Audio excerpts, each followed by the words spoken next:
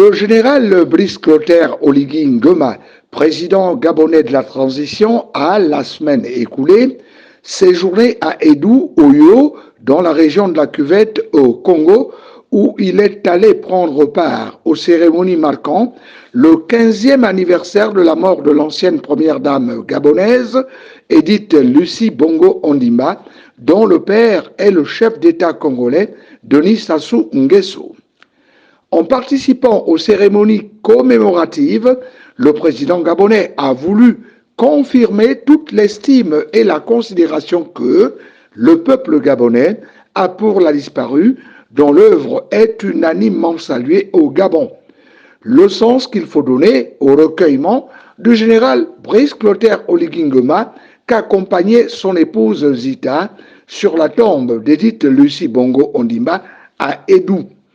Le président de la République, qui est arrivé mercredi dernier à Oyo, où il a été accueilli par le Premier ministre congolais Anatole Koliné Makosso, a, vendredi 15 mars, reçu pour la deuxième fois en l'espace de 7 mois le député français délégué général de l'Assemblée parlementaire de la francophonie Bruno Fuchs,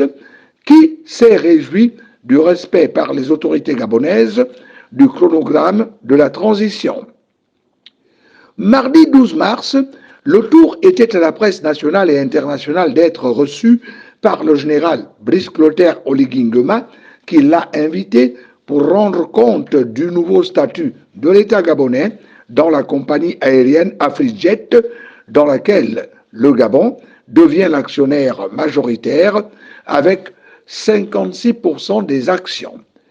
Assisté à la rencontre, le ministre de l'économie Maïs Moussi, des responsables de la compagnie, ceux de Fly Airlines Gabon et d'autres acteurs du secteur. Il faut rappeler que cet acte intervient après le rachat par le Gabon de la compagnie pétrolière Assala.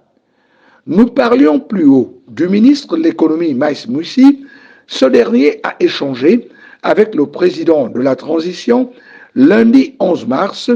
en compagnie du délégué spécial en charge de la gestion de Libreville, la capitale gabonaise, Jude Ibrahim Rapochombo, sur la mise en œuvre d'un certain nombre de projets, dont la construction d'une cour administrative à la mairie du 2e arrondissement de Libreville et celle d'un futur grand marché dans la capitale gabonaise. Entre autres sujets évoqués également, les questions liées au fonctionnement de l'hôtel de ville de Libreville depuis avant le 30 août 2023. Pas inutile de rappeler, pour finir, que la semaine précédente s'est achevée sur un satisfecit de la Communauté économique des États d'Afrique centrale, CEAC, au Gabon, pour la manière avec laquelle le pays gère la transition et déploie sa diplomatie pour faire entendre et respecter ses positions. Réunis samedi dernier à Malabo, les chefs d'État des pays membres de l'organisation ont, à l'occasion de la 24e session ordinaire, outre saluer les efforts du pays du général Brice Clotaire Oligui Nguema, décidé de la levée des sanctions à lui imposer, de la réintégration du Gabon au sein de la CEAC et du maintien du siège de l'organisation à Libreville.